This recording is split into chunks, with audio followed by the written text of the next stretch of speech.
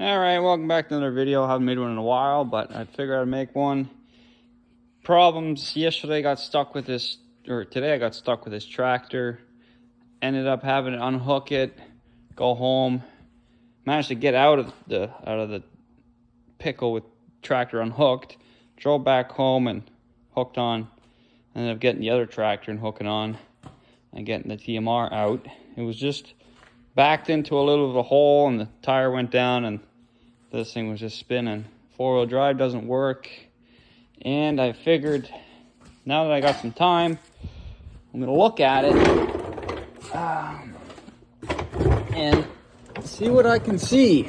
So the amount of oil under here to begin with is just horrendous. There must be a massive leak somewhere we gotta look at. This is the end where the solenoid slides over and it goes into the oil. There's this cover here I'm tempted to take off. I gotta drain all the oil out. But this is supposed to slide in and out, I believe, directing oil from one area to another. Anywho, I was thinking the solenoid was put on backwards or upside down, but it looks, the way I found it, it was like this, and that plastic fits up with the square backing. If I were to flip it around, it just doesn't make sense. It could possibly be, but I don't even know if that changes anything. Anyways, I want to get behind in here and see what's going on. I don't know if that's a big deal to take this off, because I presume the transmission is in fact behind there. So I tried looking online and I cannot find any diagrams. So I'm tempted to drain the oil. I've already got one pail out and see what's behind there and see if there's anything we can do. Okay, so this is the casting at the bottom.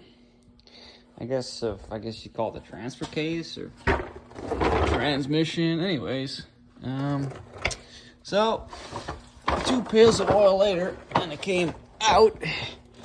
So these are the two lines I believe are responsible for activating four-wheel drive. That's because it's right next to the solenoid. So this is the solenoid valve, and as you can see, we can see inside here.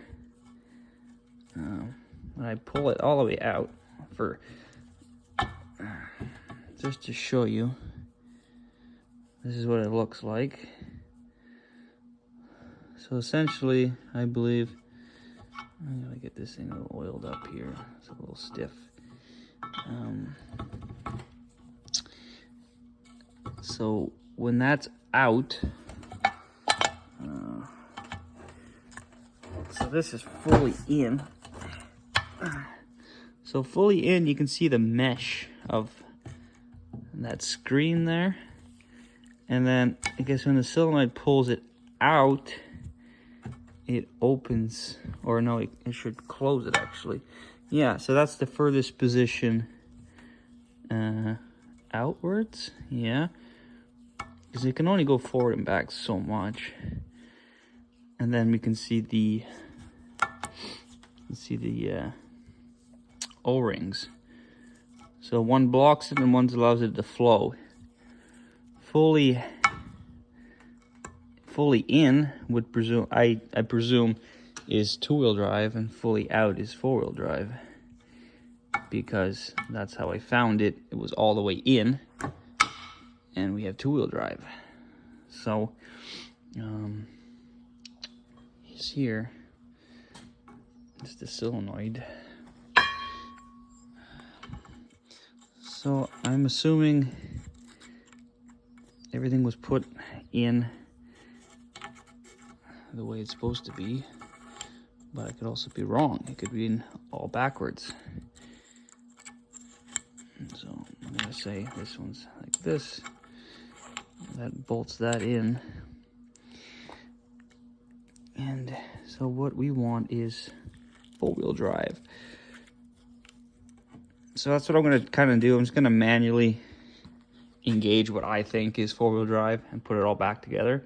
And I hope it works because I need four-wheel drive.